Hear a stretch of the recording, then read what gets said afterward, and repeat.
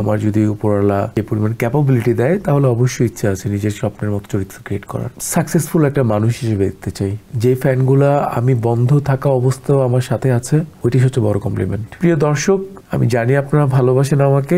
আপনাদের ভালোবাসার জন্যই আসলে এখনো কাজ করতে চাই, না হলে কাজটা করতে চাইতাম না। বর্তমান সময় সম্পর্কে জানবো, এখন কি নিয়ে ব্যস্ততা? সিনেমা, পার্সোনাল গ্রুমিং নিয়ে ব্যস্ততা, আর হচ্ছে ফ্যামিলি কাজে ব্যস্ততা।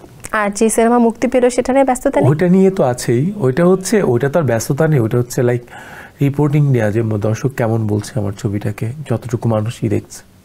ওকে, সিনেমা প্রযোজনা করার কোনো ইচ্ছে রয়েছে? যদি আমাকে আসলে রিজিক দেয়, আমার যদি উপরওয়ালা সে পরিমাণ ক্যাপাবিলিটি দেয়, তাহলে অবশ্যই ইচ্ছা আছে নিজের স্বপ্নের মতো চরিত্র ক্রিয়েট করার। 2024 তো চলে যাচ্ছে, 2025 সালে নিজেকে কোথায় দেখতে চান? সাকসেসফুল একটা মানুষ হিসেবে দেখতে চাই। ওকে, যেটা আমার বাবা চান। ওকে, ফ্যানদের কাছ থেকে পাওয়া সবথেকে বড় কমপ্লিমেন্ট কি ছিল?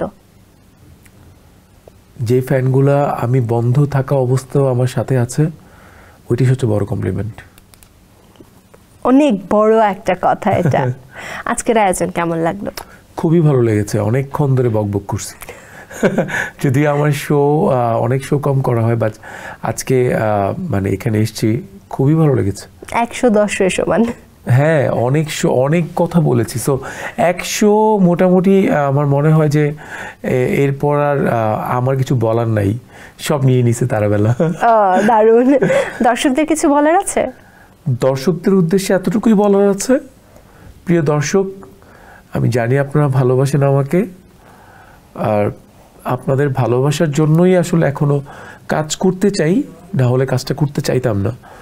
সো আমার পাশে থাকবেন এবং আপনারা আমাকে একটা মানসিক সাপোর্ট দেবেন, যেন আপনাদের জন্যই আমি মানে কাজে ফিরতে পারি খুব সুন্দরভাবে এবং আপনাদেরকে ভালো ভালো কাজ উপহার দিতে পারি।